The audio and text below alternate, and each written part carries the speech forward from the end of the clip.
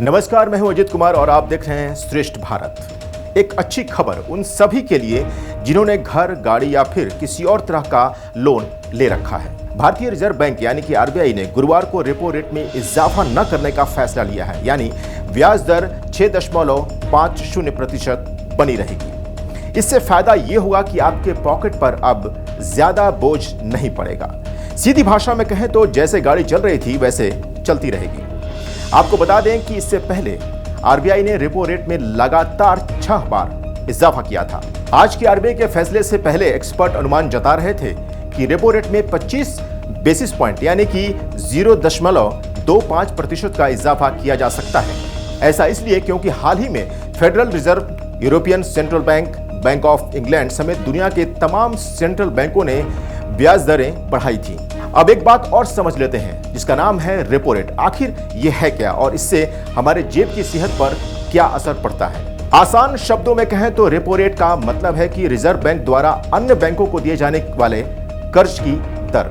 Bank इस charge से अपने ग्राहकों को लोन प्रदान करता है। रेपो रेट कम होने का अर्थ है कि कस्टमर को कम ब्याज दर पर होम लोन और व्हीकल लोन जैसे कई लोन मिल सकते हैं। आरबीआई गवर्नर की अध्यक्षता वाली समिति के सामने इस बार 2 मुद्दे बहुत अहम थे।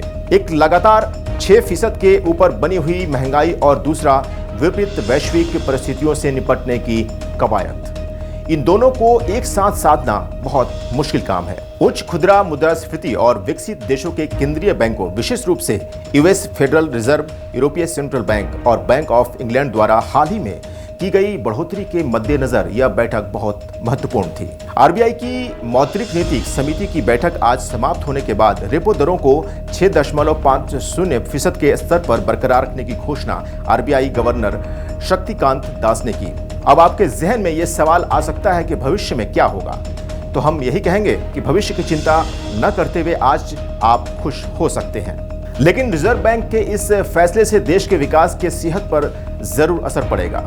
अगले वित्त वर्ष के लिए आरबीआई ने फरवरी में अनुमानित 6.4% की तुलना में 6.5% की वृद्धि दर का अनुमान लगाया है। वित्त मंत्रालय के नवीनतम आर्थिक सर्वेक्षण में 2023-24 के लिए विकास दर 6.68% अनुमानित की गई थी। रिजर्व बैंक के इस कदम को लोग एक सराहनीय कदम मान रहे हैं।